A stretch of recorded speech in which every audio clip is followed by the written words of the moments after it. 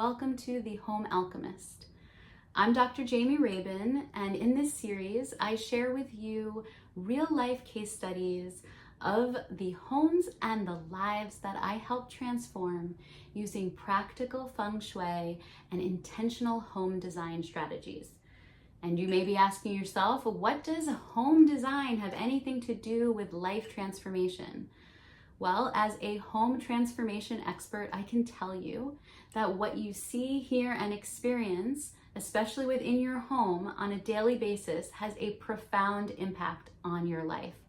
We spend 90% of our lives indoors, and over 60% of our waking hours are spent in our homes. So if you can harness the power of your environment, you can make significant changes in your life. And that's what I do with my clients, and that is what I'll be sharing with you here today. Before we get into the case study of today, I do want to tell you that the clients that I work with, I consider illuministas. They are strong, independent women that are shining their light in the world. And so a lot of these case studies will come from that perspective.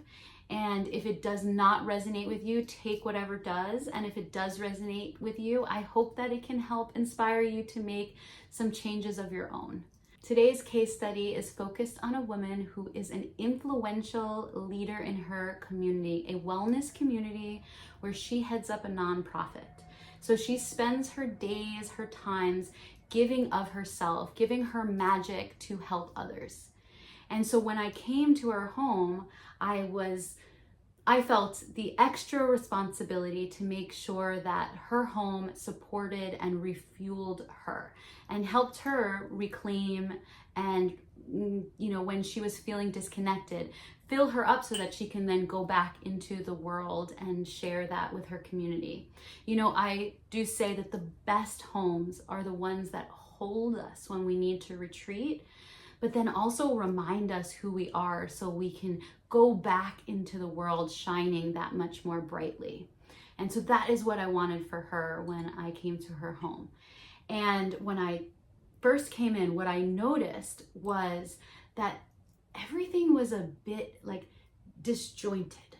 And what that meant is there was so much going on. There was so much vibrancy, but there wasn't a place for my eye to ground or specific areas that I knew you could go to replenish or be intentional for a specific function. It was more it was almost like you get all of me all at once, which is very metaphoric of how she shows up in the world. And honestly, our homes are symbols of, and there's so much symbology in the home of how we live our lives. So that was the first thing I noticed. It was very much here I am, here's all of me, but not in an intentional way.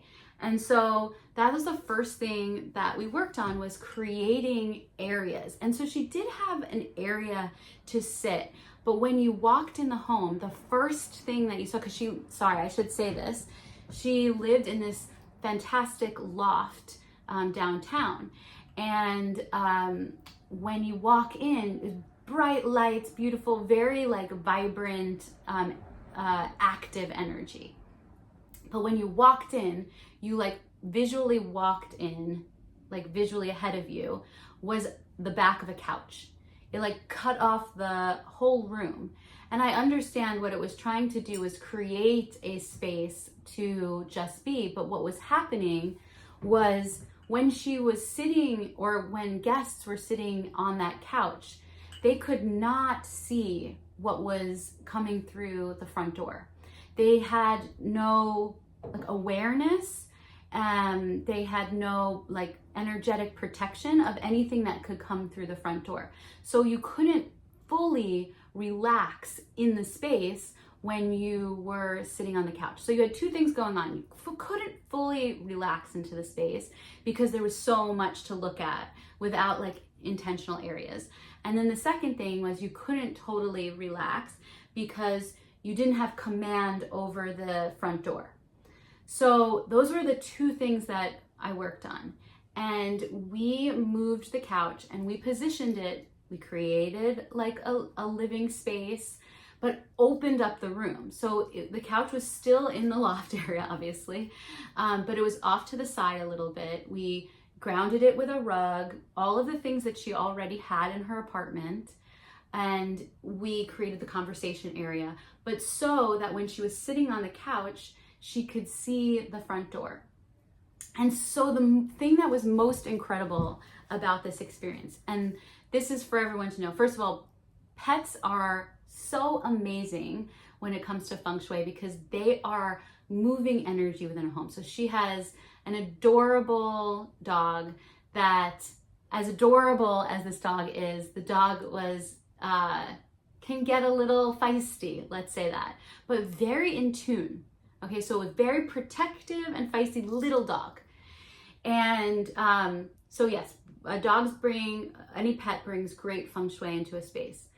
But the reason why I bring up this dog is because pets are very aware, sometimes more aware than we are of what's going on energetically in a space.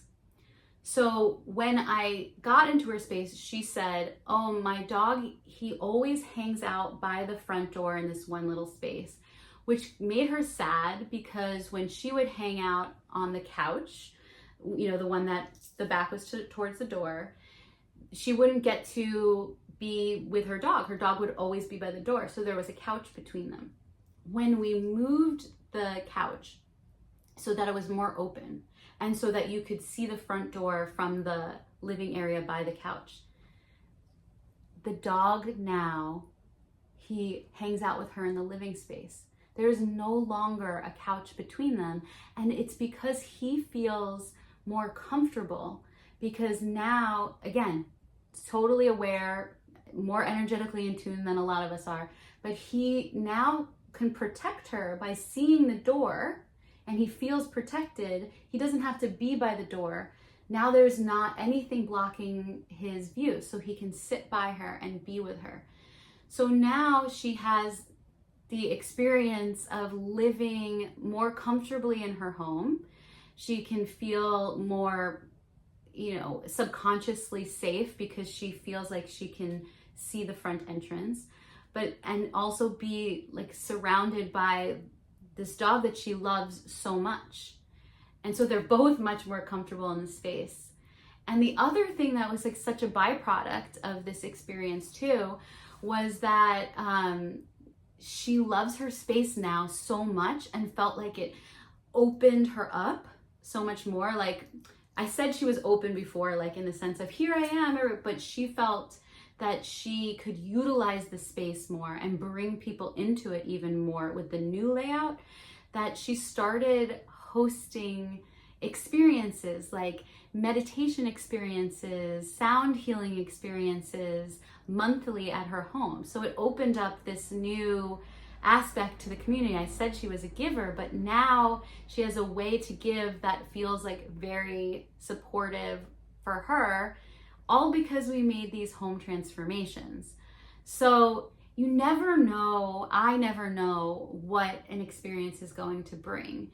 And let's see, what can we take from this particular experience? I always want to leave you with the themes. So the first theme is to always be aware of if we have energetic blockages in our homes, in our lives that are keeping us from expanding in new ways, okay? And that literally can show up as a piece of furniture. So we may not even realize that we have this symbol of something that is holding us back. Mind you, so many opportunities have now come her way since we've moved that couch, not just hosting these gatherings in her house, but opportunities to travel the world, just amazing, unexpected opportunities. And that often happens when we can shift and unblock the energy in a space. And for her, the key to doing that was the positioning of her couch. So again, the themes and what you can take away from this is what might be symbolically blocking me in my home or in my life? Is there something that's holding me back? And the other theme is, are we giving of ourselves too freely? Meaning, like, do we just come at everybody with a completely open heart? Are there no boundaries around the different ways that we show up in the world? And again, I'm using symbology here. That is what creating areas and delineated areas and boundaries in the home can do. It can make us feel more supported and more safe in our own homes because we are creating these energetic boundaries. So if we think about it metaphorically in our lives, how are we creating the best boundaries for ourselves, and how are we keeping some things for ourselves and not just giving it all away so freely that we are left with little for ourselves or not as much as we deserve? So those are two themes to take away from that. I always love to share these case studies with you. I'm going to continue to do it. It's my passion to help Illuministas to recognize and reclaim their magic by making even just small home transformations. And for you, you might have been inspired by something that you saw in this video, and then you might make a small tweak that opens up portals of possibilities for you.